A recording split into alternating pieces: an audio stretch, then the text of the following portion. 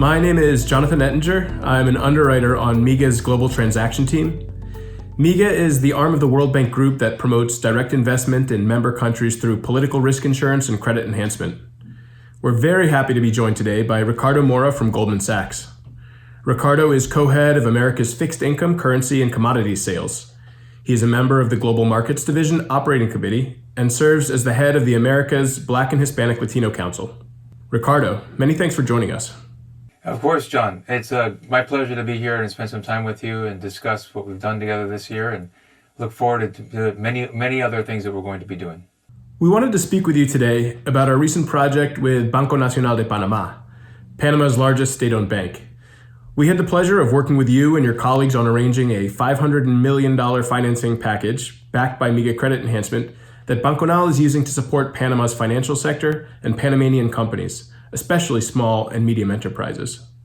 Could you share with us a bit about Goldman's engagement with Banco Nacional and why Goldman was interested in supporting this deal? When you look at, in terms of this transaction specifically, it fit all the boxes of what we're trying to achieve. You go back to earlier in the year, clearly it's a very difficult time, and Goldman came out with some very public statements that we wanted to provide capital to areas that needed relief, to areas that, in governments, quasi-sovereigns that needed capital to be able to help the populations.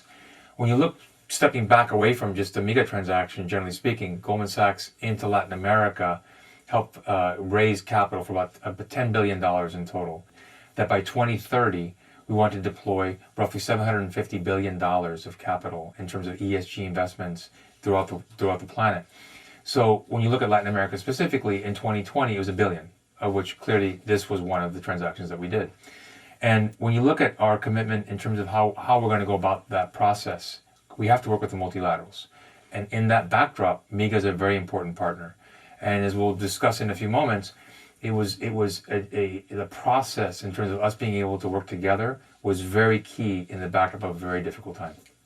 Now, MIGA is increasingly trying to use our products to bring capital from institutional investors into emerging economies, and this project was an important case study in that. Could you explain a little bit about how Goldman accesses institutional investors on transactions like this one and what the benefits are for the borrowers? So when in terms of the process of this transaction, and generally speaking, our reach, if you will, it's a global reach.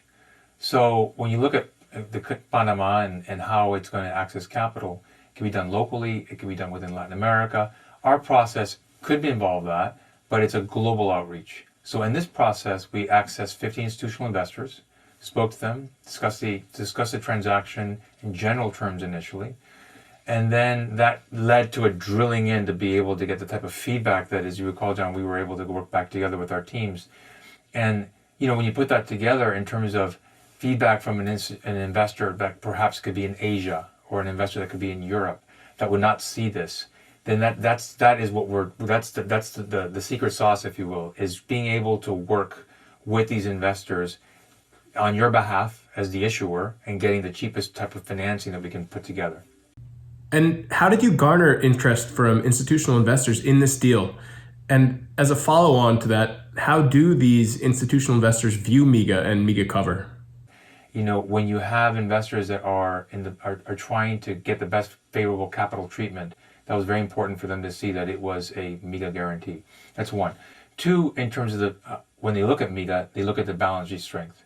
And so while they do a look through in terms of ultimately what the cash flows will be used for, and we'll talk about that in a moment, they need to look at the balance sheet of MIGA. The MIGA's balance sheet obviously is one that when it's issuing or when it's wrapping and guaranteeing, there's great comfort on the part of, as a fiduciary investing on behalf of investors, that there is that guarantee in place. And then finally, the proceeds use. What were the proceeds going to be used for? And I mentioned earlier our commitment.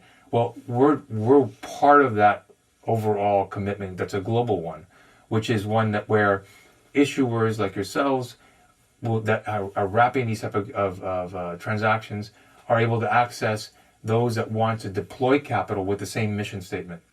And so in the backdrop of the structure, the balance sheet of MIGA, and then ultimately the use of proceeds, which were notable, and that's how it all came together.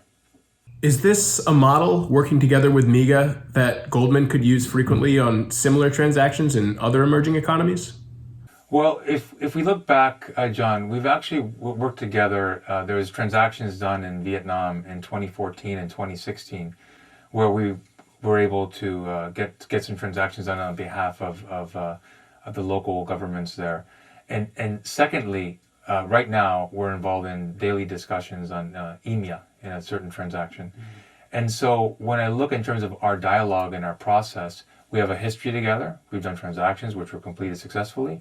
And then finally, our ability to work really closely together, particularly in this time when it's not the easiest. Working with MIGA has been almost seamless. And so that ability to have that daily discourse of transactions in terms of being able to discuss what we want to achieve is how we were able to get this done.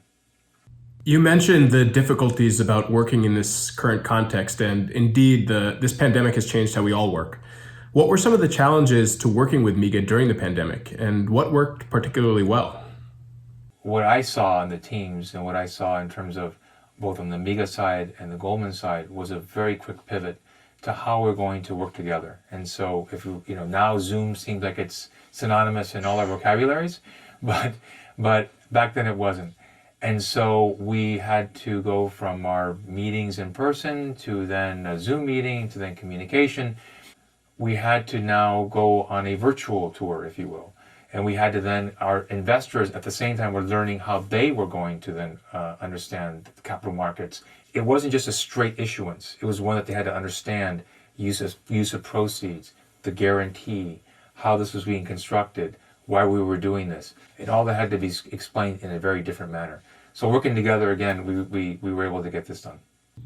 And could you tell us a little bit about how this transaction structure evolved over time from early discussions with MIGA to the final form?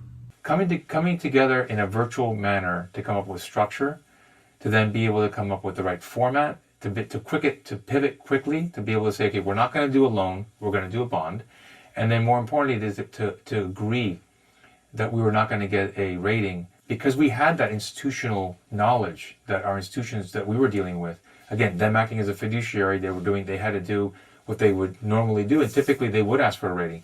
But again, going back to the strength of the MIGA balance sheet, we were able to issue this, get this done in a very seamless manner, and I think that just goes back to our ability to work well together. Ricardo, it's been great spending time together today. Do you have any final thoughts as we wrap things up? Yes, John, thank you as well. It's been a great pleasure to spend this time with you, to speak to you. I would say that on behalf of Goldman Sachs, the partners in the deal team, we're very excited and pleased of our partnership and what we were able to do in Panama, and look forward to further transactions. More importantly, MIGA comes to us with such a depth of experience, having done 30 of these in the past. And we recognize your experience, your flexibility to work with us. And so we're very grateful to have worked with you and look forward to more of these. Great. Thank you, Ricardo.